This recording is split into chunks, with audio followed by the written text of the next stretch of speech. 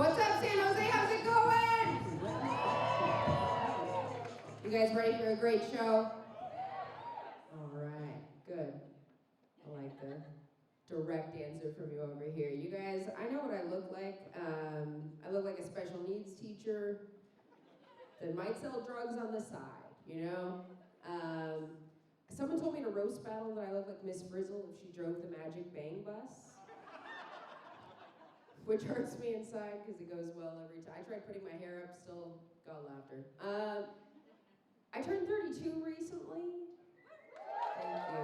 That was more lively than earlier. I thought everyone was just 32 and tired and earlier.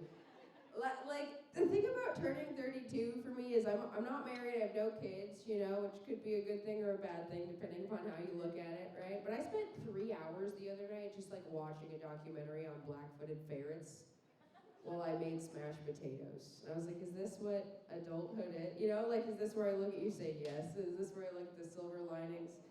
Getting older is kind of weird. You start telling kooky stories, right? Like, I'm already at that point, you know? Like, the bladder control thing hit like 3 years ago, right? Like, I couldn't wait out the ballet last Christmas, so I peed in an evening gown behind a bush at my grandma's retirement home.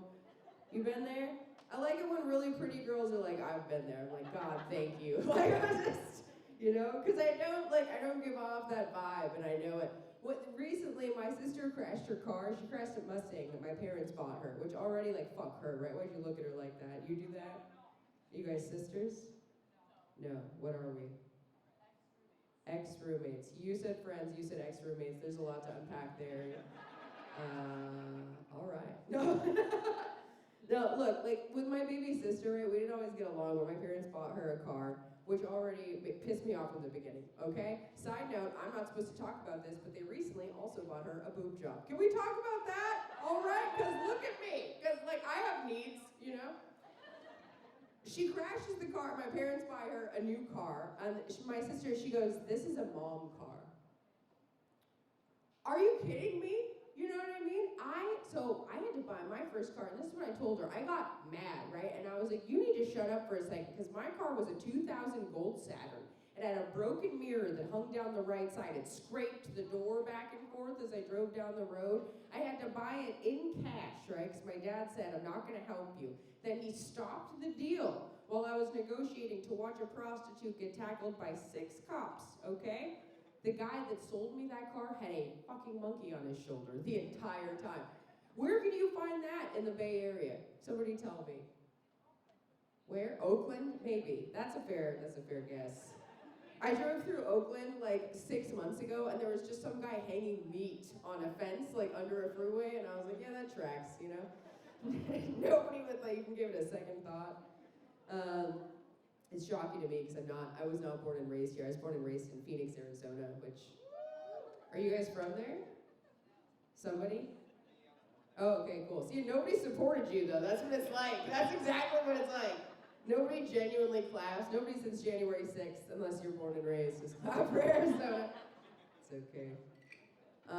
It's like, as I get older too, like, other things are changing. Bachelorette parties are different, right? If you're in your 20s at a bachelorette party, what are you worried about that night? You're worried that the bride-to-be is going to cheat on her future husband or puke in the Uber, right? Those are your big 2 concerns.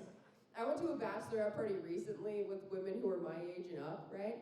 And our biggest worry was that the Uber driver was going to leave us a bad review because nobody would stop talking about how to hide their chin hairs in the car between the bars. I didn't even know what I got into when I mentioned it. They were like, I use hairspray, I pluck here's this little tool you can order. I was like, oh my God, I'm not ready for this chapter of my life, you know?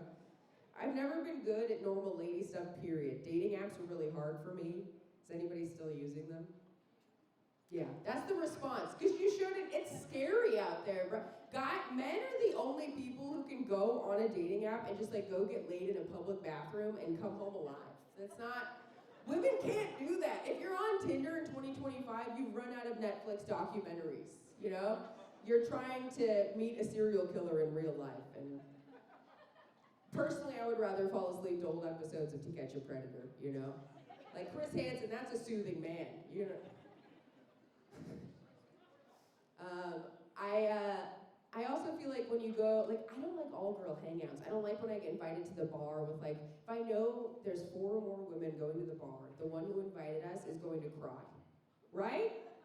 It's usually true. And like, if you look at me, I'm not a woo girl. They're not inviting me to go dance, right? Like I know we're gonna have to talk about some shit. And so I'm gonna get ready for 2 hours, right? I'm gonna spend like $150, and then she's gonna be sad. So we have to go to tequila shot and then go around the table. And then each person will tell a story to make her feel better, right? So you can't tell a story that's too true, because it'll steal her spotlight of sadness for the evening. That's like girl code. And I don't care, because I'm not going to get invited back anyway, right? So when I go, last time I took my shot, and then I told him about when my ex-boyfriend, he got blackout drunk, and he stole my car and had sex with a man in it. And then, I know. And then he abandoned it outside of a Walgreens in Alameda. And like, I think that might have been the first red flag with that guy, right? You know, I had some stuff to work out. It's okay, he's back in rehab. That means I won the breakup. I did go to a girls' night recently that I enjoyed a lot. I went to the ballet. Don't I look like the kind of woman that enjoys the ballet? You're not answering me now. No, they were discount tickets. My friend invited me to go, and I said yes. It was on the UC Berkeley campus, so I assumed a lot, not being from here. I was like, cool, everyone's gonna dress cute, we're gonna wear dresses, go to like a college bar, whatever. Nobody's gonna cry. And I get there, all the women in this bar are like 185 years old, right? The lady serving us had a hearing aid, and I was late. She like did not want me there. She was ready for us to check out, and I heard her say to the bartender, she goes, why did I get here, you know? I didn't even get a drink. We left, I had to get out the mini bottle in my purse and chug it, which is for emergencies only, you know? We got to the ballet. My friend is like, so the ballet is on fragile masculinity, right? The 5 ballerinas starring in the ballet happen to be from Israel, so naturally, you know, UC Berkeley, there's a genocide protest happening outside where the line is. So I am now getting high while drunk at a genocide protest, waiting to go to the ballet, right?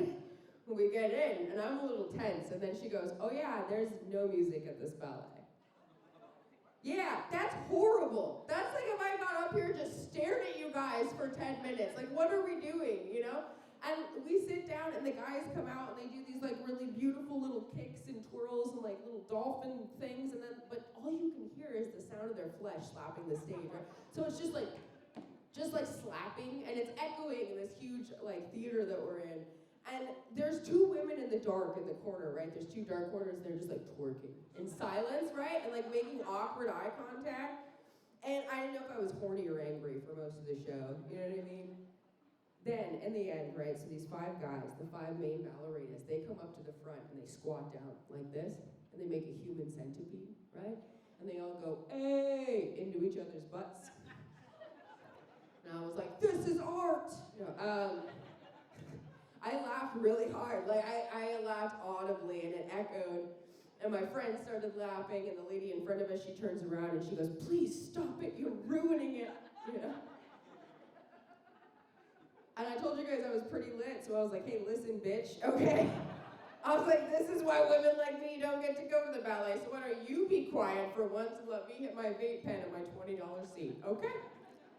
And then they kicked me out of the ballet, and that was like the best girls' night I've had in a while. You know what I mean? It was a good time. I gotta get out of here in a minute, but I'm gonna ask you guys a question. Who here has a horny grandma? Don't say what, you don't know, your grandma has needs, okay? See some people who are white-capped in here, you know. I'm looking at you. I love my grandma, she's fantastic. She's been asking me and my sisters to see our dick pics for years. You know? You don't do that with your grandma? Oh, I'm sorry, her grandma said, look, if she were alive, you gotta, my grandma used to say, send me a bigger one, because she misses my grandpa, right? She reads those romance novels with the fairies who were getting all freaky. And one day she was like, let me see what you're sending back, all right? My family's weird. This particular picture had like a butt plug with a 4-leaf clover in it. It was like a nasty time, and I was like, all right. So I handed my grandma the phone, and I walked in the other room, and she just yelled, "Looks good, sweetie," from the kitchen. She's a special woman. She gave me my first vibrator, in fact. Hell yeah, bro. She pulled it out of the pantry, which is where she keeps her snacks. So.